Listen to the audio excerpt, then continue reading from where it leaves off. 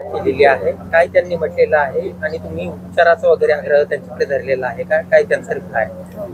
आज जरांगे पाटलांच्या उपोषणाचा तिसरा दिवस आहे.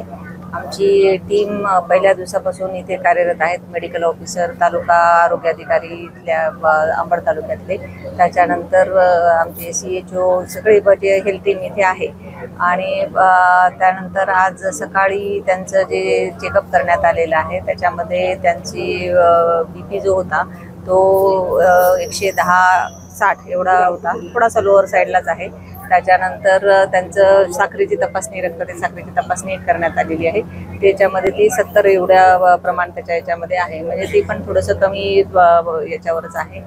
तर आणि दुसरा दिवस उपोषणाचा असल्यामुळे तर थोडंसं अशक्तपणा पण त्यांना जाणवत आहे. आणि टीमनी आग्रह केला आणि मी स्वतः त्यांना आग्रह व्यक्त केला तर त्यांचं की आपण एक सलाईन लावून घ्यावी, IV फ्लुइड्स देण्यात यावे, आपल्याला ते गरजेचं आहे अत्यंत.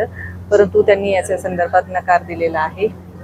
तरीसुद्धा आपले अजूनही जिल्हा शल्य चिकित्सक यांच्यामार्फतही फिजिशियन आणि इतर तज्ज्ञ डॉक्टरांची टीम एकदा येईल आणि त्यांना थोडासा उपचाराचा आग्रह आम्ही परत एकदा करणार आहोत. किती दिवस सर्व्हाइव्ह करू शकतो?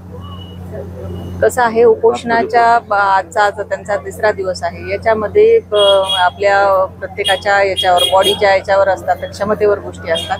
आणि हे आता यांचं सलग या वर्षभरात बरेचसे उपोषणं झाल्यामुळे थोडंसं त्यांना त्रास वाढत आहे प्रत्येक उपोषणामध्ये. तर त्यांना आमची विनंतीच असणार आहे की त्यांनी उपचार जो आहे, प्राथमिक उपोषण चालू जरी ठेवलं तरी प्राथमिक उपचार जो आहे आवश्यक आहे तो घेणं अत्यंत गरजेचं आहे. रिपोर्ट काळजी करण्यासाठी रिपोर्ट हो, नक्कीच काळजी करण्यासारखं आहे. कसं असतं, सुरुवातीला एक हळूहळू कमी होत होत एकदम सडन व्यक्तीला हायपोग्लायसिमिया पण होऊ शकतो, रक्तातील साखरेचं प्रमाण कमी झाल्यामुळे, आणि त्याच्यामुळे इतर कॉम्प्लिकेशन बाकीचे पण होऊ शकतात. त्यामुळे निश्चितच काळजी घेणं किंवा काळजीचं आहे. महाराष्ट्रातील सर्व बातम्यांचे विश्वासार्ह व्यासपीठ, सकाळच्या सर्व सोशल मीडिया प्लॅटफॉर्मला लाईक, फॉलो आणि सबस्क्राईब करा. तसंच सर्व नोटिफिकेशनसाठी बेल आयकॉन प्रेस करायला विसरू नका.